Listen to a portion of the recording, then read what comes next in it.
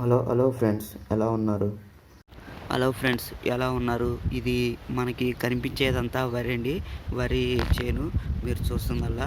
ఇప్పుడు మనం ఎందుకు చెప్పుకుంటున్నామంటే దేశంలో సాధారణ స్థితికి వరి సాగు అనేది రావటం అనేది జరిగిందండి. దేశవ్యాప్తంగా విస్తరించిన ఋతుపవనాలు, జోరుగా కురుస్తున్న వర్షాలతో వరి సాగు విస్తీర్ణము సాధారణ స్థాయికి చేరుకుంటుందని కేంద్ర వ్యవసాయ శాఖ వెల్లడించింది. గత ఏడాది ఇదే సమయానికి వరి 23.7 మిలియన్ హెక్టార్లో సాగవగా ఈ ఏడాది జూలై 27 నాటికి 21.5 మిలియన్ హెక్టార్లో సాగైందని పేర్కొంది.